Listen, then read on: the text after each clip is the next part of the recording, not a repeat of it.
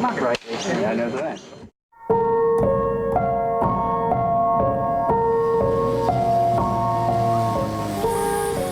The way the film came about, the true story to it is I was sat in the Cannes Film Festival with Jason, and we just made Creep. We saw a big ocean liner out in the middle of the sea, a luxurious looking thing. And Jason said to me, why don't you set a movie, I don't know, on an ocean liner? That would cost a lot of money, and it'd be bigger, and it'd be a bigger budget, and we'd all, you know, it would be bigger stars, and it'd be a big step up. So on the spot, I suddenly came up with this idea of, well, what about a movie where a girl arrives on a deserted ship, sees another girl on the top, you can't see who it is, and by the end of the first loop, she is the girl looking down at herself arriving. I have no idea where that idea came from. It just came to me on the spot, drinking a glass of champagne or something in Cannes, which is what all directors do, you just drink champagne all the time. We came across the idea of what happens if the hero becomes the killer, and how could you get from one place to the next? How could you take your lead character from being the victim to the killer, and what stages would you need to go through? And that's how the loops evolved.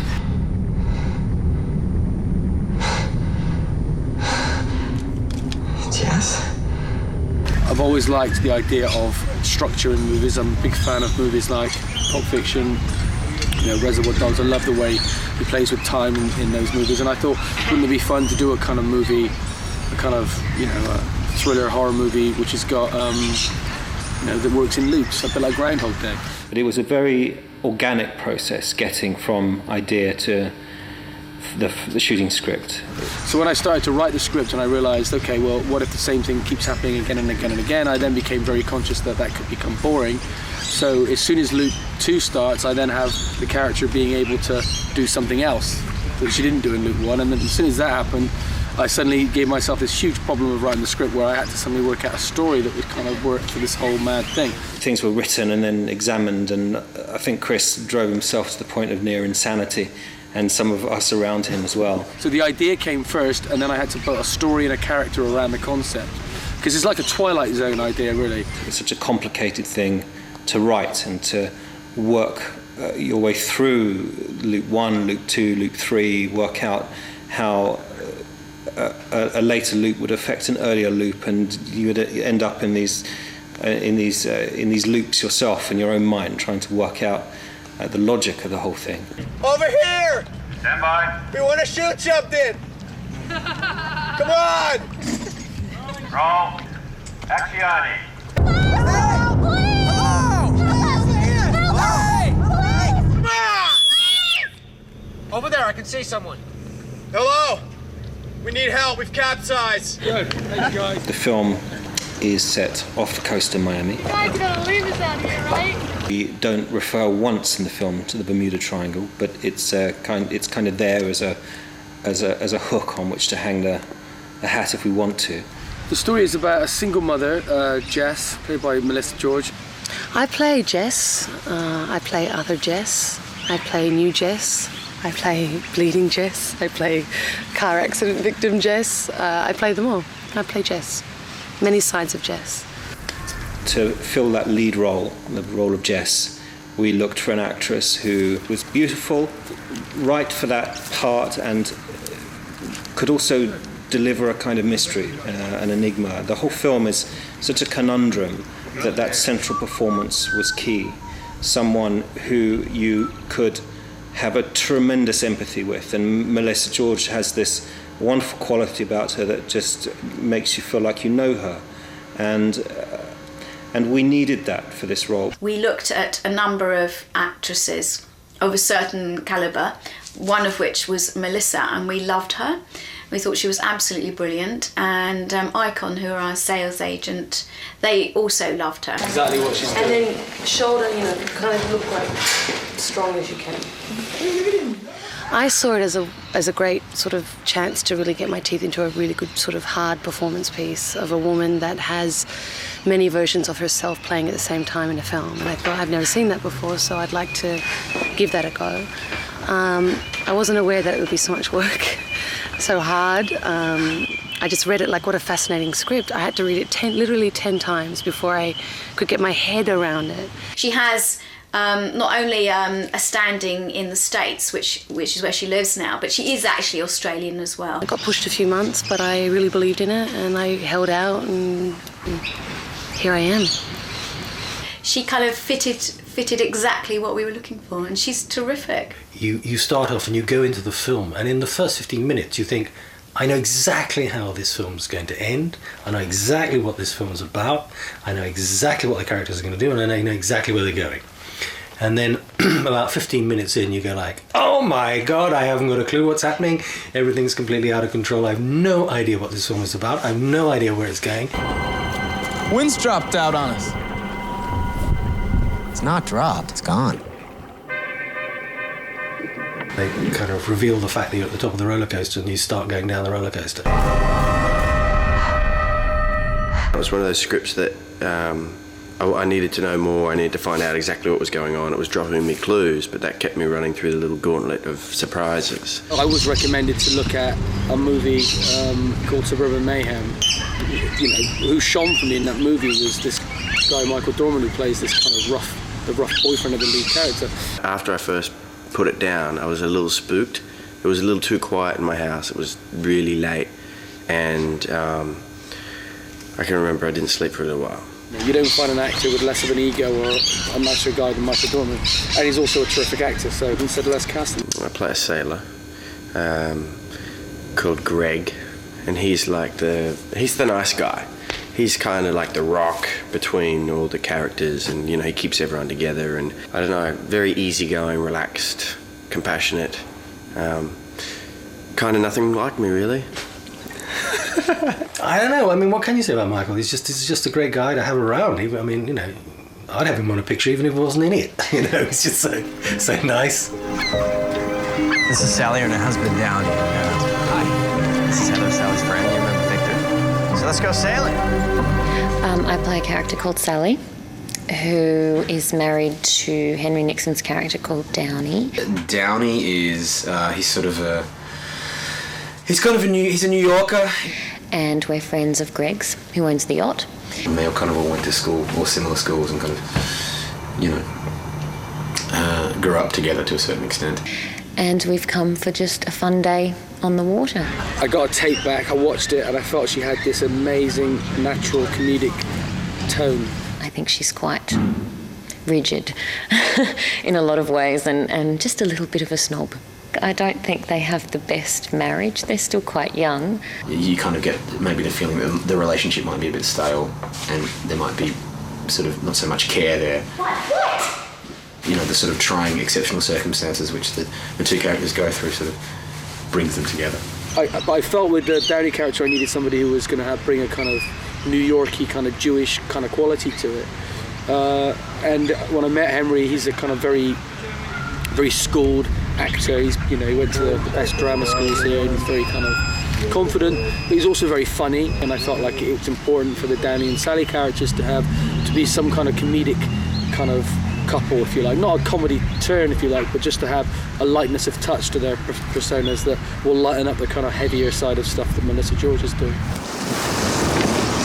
Downey, you want to give me a hand, please? Well, actually, Victor, I'm a guest of the captain's, but yes, I will help you. Liam Hemsworth, who plays Victor, was cast the day before we started filming, practically. We tested an enormous number of people of all race, colour and creeds. I mean, you would not believe how many people we tested for that part. And, you know, to turn up in Queensland and to be picked up and then driven to the Warner Brothers studios was just humongous and surprising. And he's just a natural, so he was a real find. Every scene he comes in, he just does his lines. He's got this kind of American style of acting to him, an American look. Very, very comfortable in his own skin.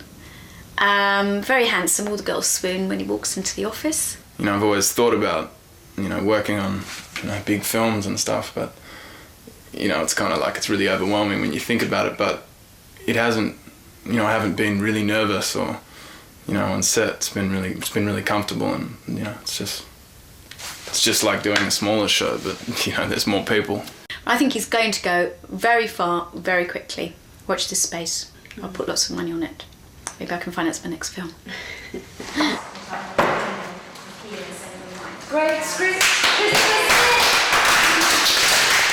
The biggest challenge of any shoot ever, which I never realised before I started making films, is that I make a movie that should be made for something like $30 million, and we're making it for like $15 million or whatever. And what that basically means is, instead of having 13 or 14 weeks to shoot it, I've got 9 weeks to shoot it. So the biggest challenge will be how I manage to make this movie into something that works in a kind of, and tells the story that we've done for the movie, but also in a slick, stylish way that has a kind of big movie feel.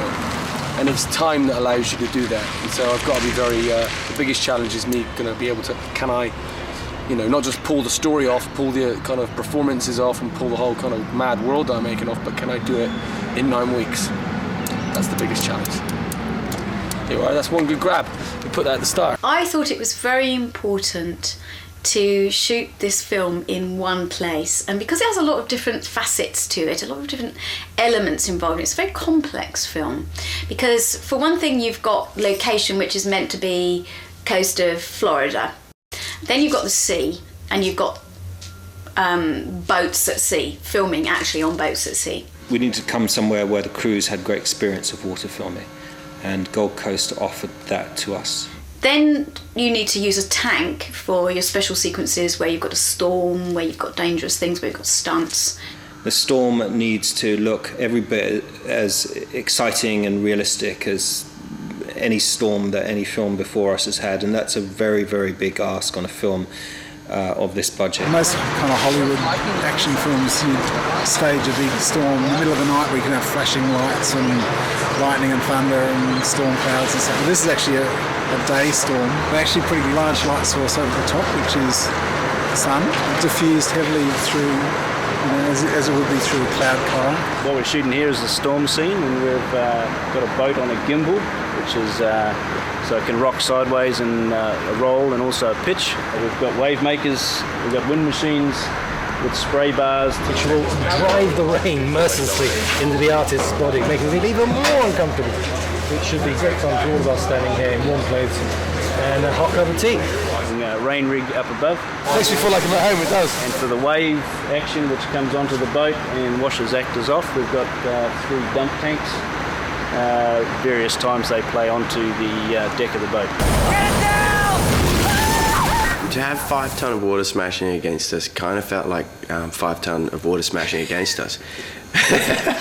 There was a lot of talk about how we were going to achieve this. We made a little model of the tank, made a model of our yacht, working out pulleys. Because of budget restraints, we couldn't build a hydraulic gimbal, so we've actually built a different rig. We didn't think it would be as good as a hydraulic gimbal, but we've actually got as much movement as a hydraulic gimbal, and we've used it with winches and cables and ballast and weights and things like that, so we're pretty happy with it. To admit, the first take I was really nervous because I'd heard these horror stories about, you know, being slapped in the ear and, you know, like it's really going to hurt you, man, and be really careful, make sure you're holding on really tight, but that's not fixed very well, so just be careful when it does hit you. If it goes, just go with it and just watch that wire there, and there's a bar out there, so just watch that you don't hit that. If you're going to go off that way. The first take, I'm sitting there and shitting myself. Okay, if I go, I miss the wire, I'm going to miss that bar, and I'm going to take this with me. I'll try and keep that away from me. And you hear the tank drop, and you say, here it comes. Don't look like I know it's coming. It's amazing as an actor when you turn up on set and everything's done for you. The props are done, the costumes made, the tank is built, the rig is perfect, the 6,000 litres of water are perfectly warm to 32 degrees, and I just come on and do my thing. We've been doing it, and then, you know, I was like, yeah, okay, you okay? Yeah, it's going to be fine. I remember looking up and seeing my husband who turned up on set that day. He was yelling out, hold on, baby, just hold on. Because when they blew that horn and the water came, I was gone. Like, you couldn't see me, you couldn't see the boat. And after the first take, her eyes were like, oh, shit, it really hits you, doesn't it? The great shot of Harvey, the stunt guy, and I, just the look on my face, it was so brilliantly done. There was no faking it in all of the storm sequences. Basically, what I'll be doing is just holding onto the boat and trying not to die. I was just getting smashed for like a week straight. It was really physical, and one of the stunties after that week gave me a shirt saying, I do all my own stunts. I earned that shirt. It's weird when you see something like this, and because you shoot out of order with a movie, you sort of look at the stuff you're doing here, and this storm is so huge that you kind of start to get paranoid that the stuff you've shot afterwards isn't big enough. in terms of where the characters should be emotionally, their emotional state. So I may go in and shoot some hiccups to bump them up a bit more in the sequence after. And that's one of the benefits of having your editor on set with you, is that you can watch the movie unfold as you're making it.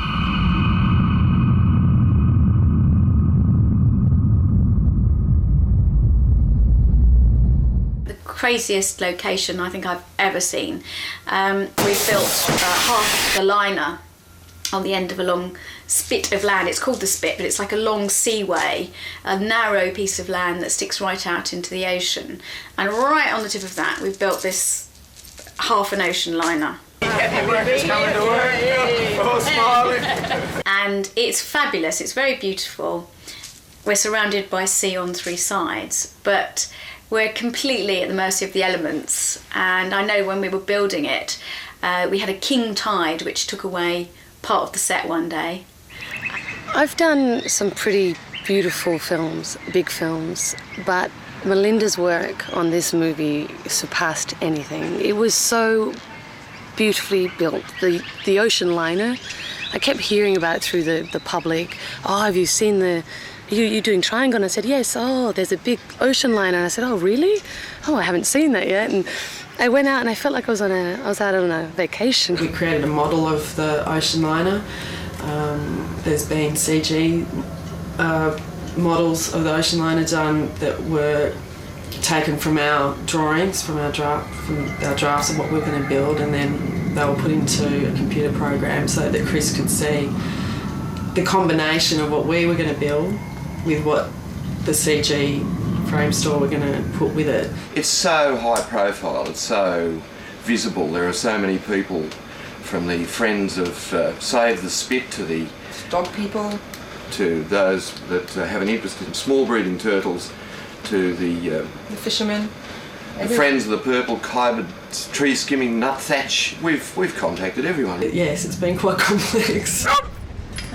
I just learned yesterday that the liner set is not going to be finished to the extent that we expected it to be, which was going to be 3 decks and a bridge. The reason is that they weren't able to start as early as they should have been able to, because the financing took a long time to close the legals. If the film is half as frightening as the financing, I think this film's going to be terrifying. I mean, it is actually an impossibility, and I don't use that word very often, but it is absolutely an impossibility to get the set finished on time. So I thought, I'm not going to tell the director until we wrap, because we wouldn't have got anything shot during the afternoon yesterday, because I knew he was going to go absolutely berserk, which sure enough he did, yeah. Fair enough. Anyway, he's calmed down now, and we're all going on recce tomorrow morning, Saturday morning at 9:30, to see how we can find a solution. Might have a few punch-ups on our hands, but we'll find some kind of solution. So what's happened today is, because we built this set, this incredible set on the edge of the water at my request, I felt like you suddenly really feel like you're in the ocean, you're not in some studio with a green screen. What's happened is, because we took so long to get the money, we couldn't carry on building the set, so the construction had to stop. And we're now 4 weeks away from doing this sequence where we're really high up, and it's a scene in the movie where the dead Sallys, there's multiple dead Sallys. And the way I planned the multiple dead Sallys, it was going to be in the bridge, because they spend the whole time looking for the bridge.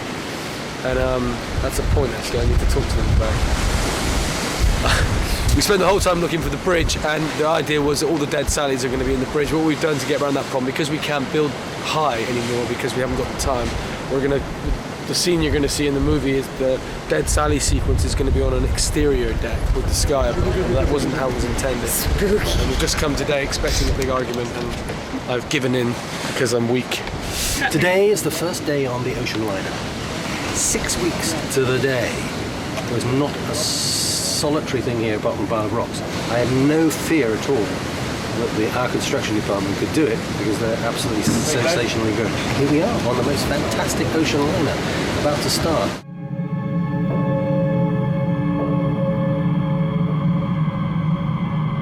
Hello? Hello?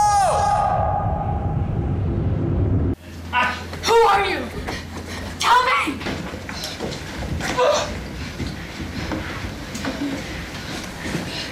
Good. Cut. Oh, that's good. Look at that one. Oh, yeah. We go again. And action. Who are you? Scared you. It's proper, man. It's a proper film. No, but like a proper film. I mean that. I say that every film I make. Fully proper. And they're all getting more and more proper. More and more. Does that mean you'll be a grown-up soon? Yeah. The press have decided to inundate us and take advantage of where we're shooting and the nice conditions.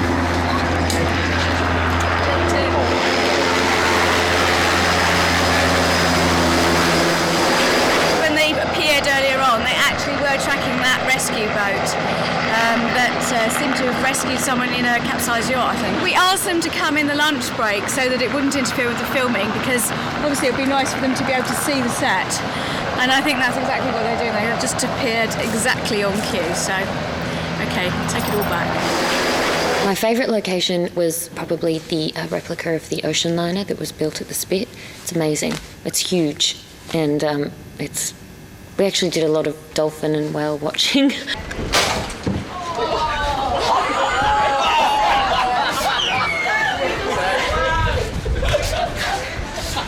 That's amazing. You can't write it. Anyone else would be going home in number. Oh, look at that. And the baby. We're sitting there filming, and huge whales are 20 metres from the end of the boat where you're filming. And I'm hoping to get some whales in some shot, because then it'll look like we've done it on purpose. I mean, you could always CGI the ocean, but this is just, it's for real. But to have it all there for us, all of us are working together off the same environment, which brings us closer together, I guess. But what was quite extraordinary is when we were building it, we had some quite serious storms, and sometimes the waves actually come crashing over onto the deck. They painted the deck, and after a storm, suddenly everything was really kind of naturally aged. All this brown stuff had come out of the metal and the paintwork. And it was so aged that I actually had to pull it back. It was just a massively risky kind of location to choose, but I think we're in the risk business here, so I'm very pleased we did it. It does look absolutely beautiful. It's very much like last year at Marienbad. It just goes round in circles, and so when we watched that movie, myself and Bob, I'd seen it when I was in film school, and I watched it again. There's a shot in it where you think you're going to go through a mirror, and as it is, you don't. You turn and you face the characters who are in the room. And I remember seeing it when I was about 18, thinking, well, why didn't they just go right through the mirror? That would have been a really good trick. You think the movie's ended, and she's killed the other version of herself, and who's never even there. And then I turn around and I hear this music playing on this old record player, and she hears the music and walks, and it's just slow and the wind's blowing. 3, 2, 1, walk. And then I look through at myself in the mirror, and then it's a reflection. The mirror opens, the cupboard opens, and I just walk through, and then the camera goes right through the mirror. Such an illusion, it's so great. Mirrors play a big part in the movie because the movie is about a character having a different side to herself, or is her reflection, is the person behind the mirror nice, or is the person behind the mirror not nice?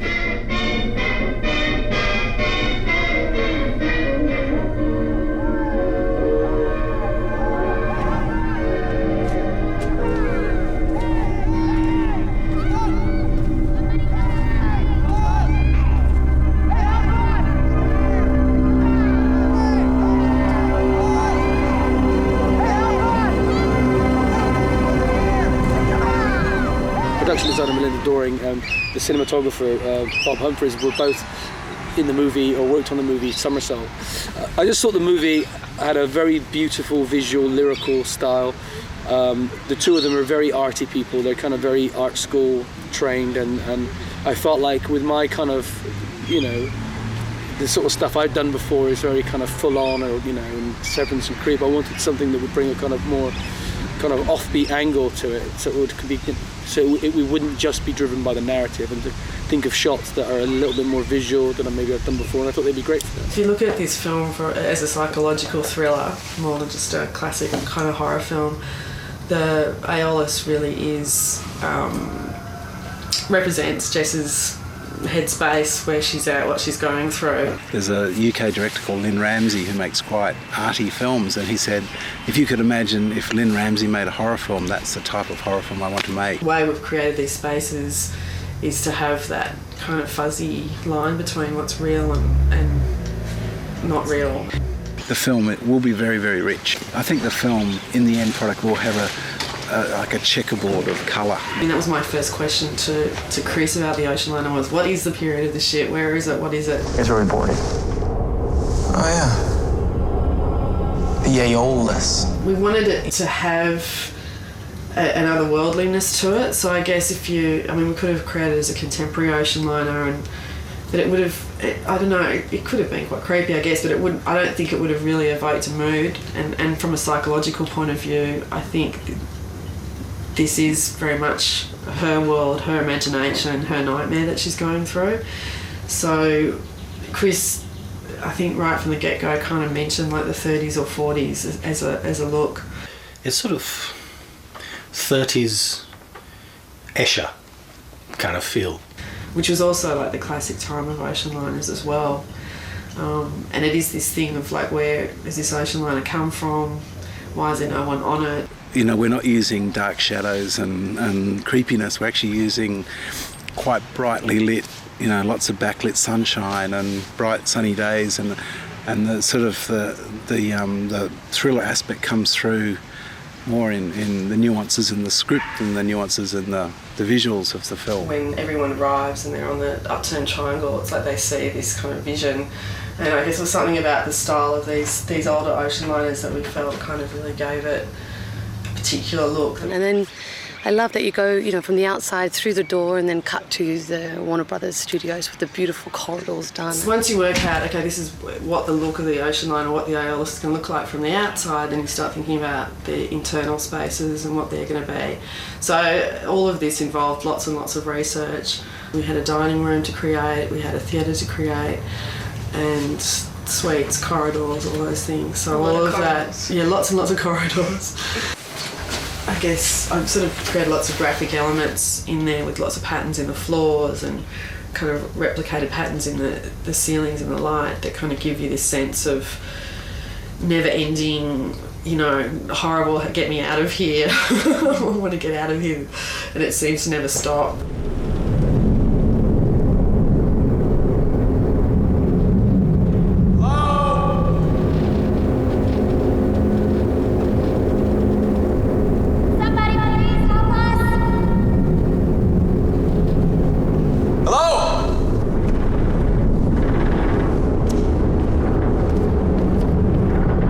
We've built extensive corridors which look like very grand corridors of a very grand passenger liner built in 1932. Very authentic. As you go into some of these different spaces, I've used colour to also kind of create this mood. Like in the theatre, it's like very bloody and very red because things are starting to get pretty dark at that stage in the films.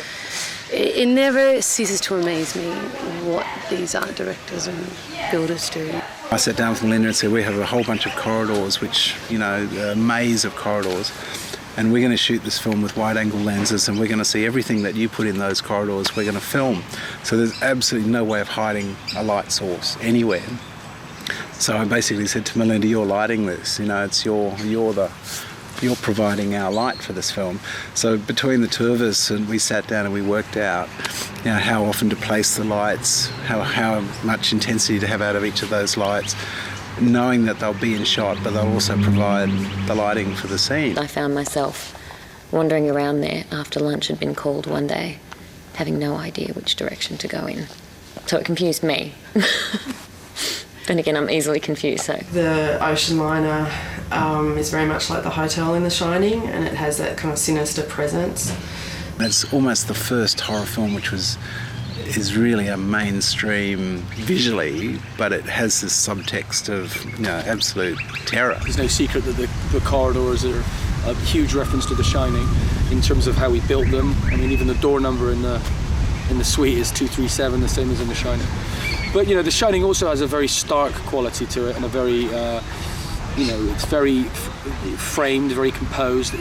Our camera is much more fluid and freer, and kind of following the characters more. I like the style of being behind characters. I like walking with characters and following them. So in this film, we start very much like that, where we sit back and watch what's happening, and the shots are very there are tracks, but they're very composed, and there's steady cam moves, but they're very clean and concise. And then that slowly changes through the film to more erratic camera work and more handheld camera work. That might be quite nice, Bob, just to be down low for that. Just, yeah.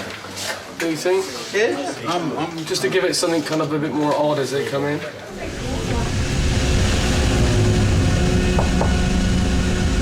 Hello?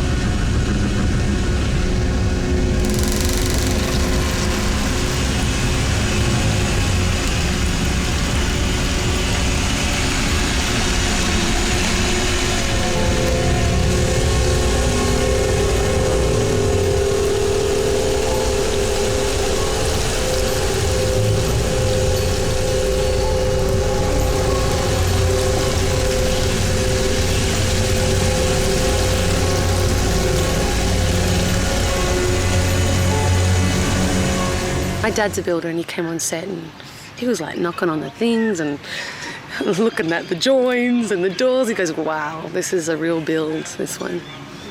And the sets are huge. We have a massive ballroom, which is all set for a sort of big dinner dance, with completely deserted, with all the food and piled up in sort of pyramids, and all the tables set.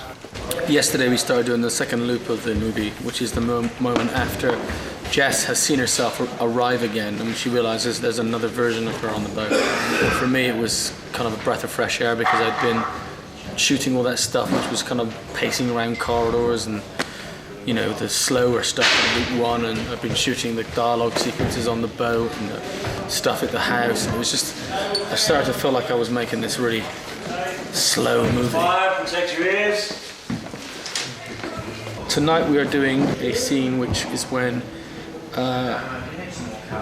Bloody Jess reveals herself, or Mean Jess. I said, who is it? The version of Jess who's maybe been through the loop a few times before reveals herself to Downey and Sally, and they have a bit of a shootout upstairs, so it's actually good fun stuff tonight.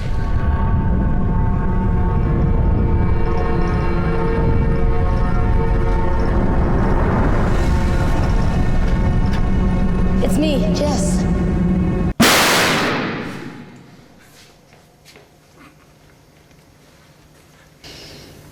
I said, who is it?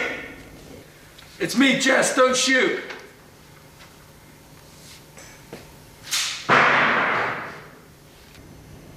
Okay, you said you have a password. Great. That's good. Cut, brilliant. Thank you. I like to play the really crazy one, actually, the one that's been from the car accident, the one that's just been in the loop so many times. That's really fun, 'cause she's just so over it, That's been really fun to play. Well, we've had quite a few film crews in the past, but I don't think they've taken up as much room as this one. It's a huge one. Our one location that we've used a lot has been this amazing old naval vessel. The boat in our dry dock is a river-class frigate, the Diamantina, and she was built in 1945 in Maryborough in Queensland.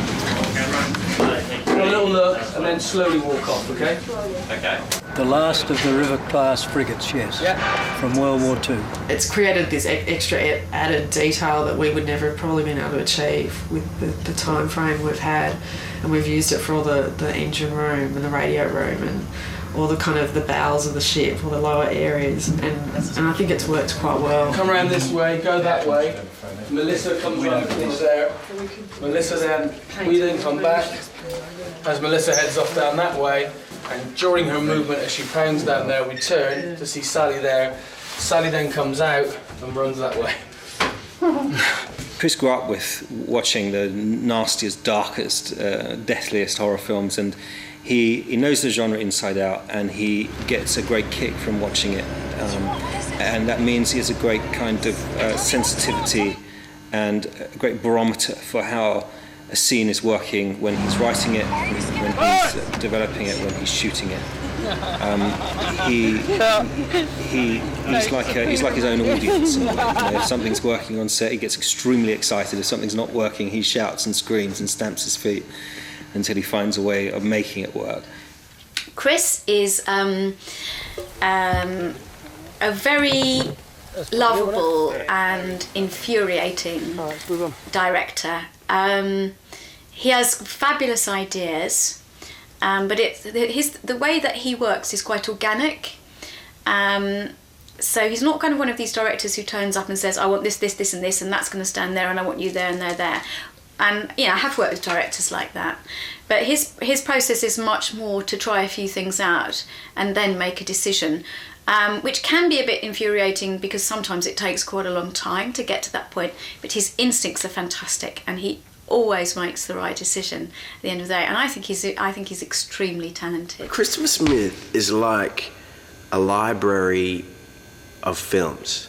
Like every time I go and talk to Chris, I can go and talk to him about any movie, and out it comes. It's like he's got all these films in his head, like every film that's ever made.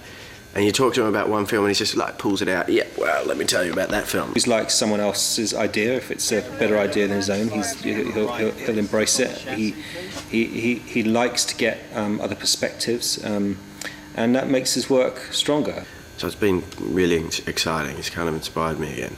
Watch more movies. He's unlike anyone I've ever worked with before. His energy levels are insane. I would like just a little bit of the energy that he has every day. He's manic. You can see his brain is constantly ticking over. It doesn't stop. It doesn't miss a beat. The first day I came up, he called me that night, and he just said, look, you're up here because we want you up here, and don't feel overwhelmed or anything, and just made me feel really comfortable about going on and working on this. And I thank him heaps for that. Chris cares a lot about filmmaking in this film, and is a great film lover.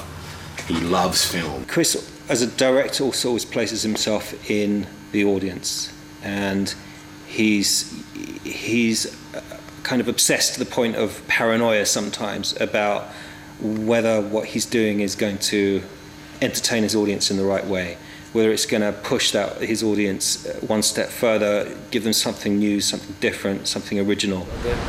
When you make a movie, it becomes like one long dirge of you go to bed, you wake up, you go to bed, you wake up, and every minute of daylight you're filming. I think what the audience will get out of this is just the superb script by Chris Smith. I think of all the films I've ever worked on, this film is the one I really want to see finished at the box office. They're going to go on the ride of their lifetime. They're going to think they know what this movie is or what genre it is, and then it's going to do a flip. And I think that's what they're going to get out of it. Like, they've been surprised. And that's the beauty of filmmaking and going to the cinema, is you want to come out surprised.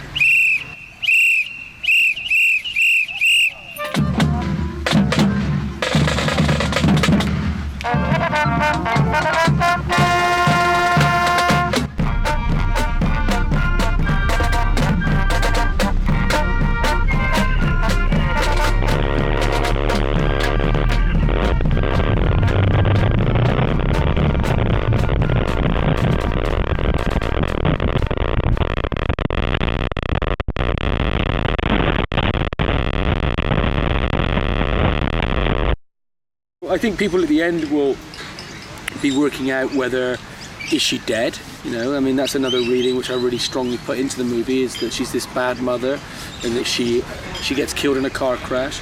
But because she's a bad mother and because she hits her child, she is put into this kind of purgatory where she's forever stuck, like the character Sisyphus in the story, pushing a rock up a mountain only to see it roll back down again.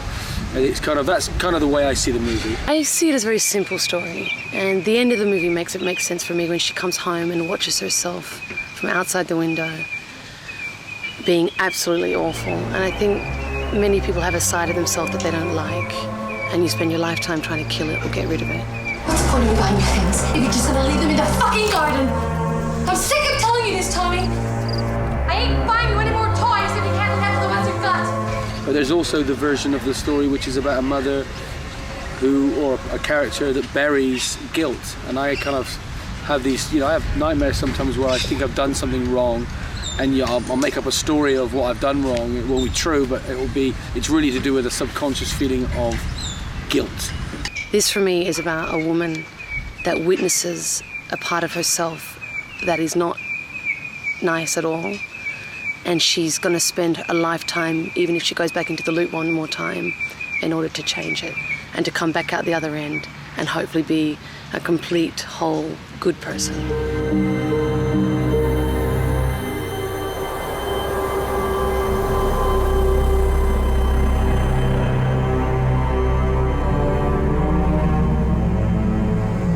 Are you alright?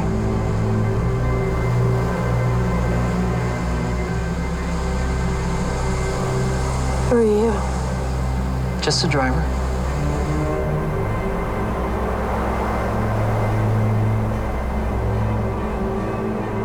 No point trying to save the boy. There's nothing anyone can do that's gonna bring him back. Can I give you a ride?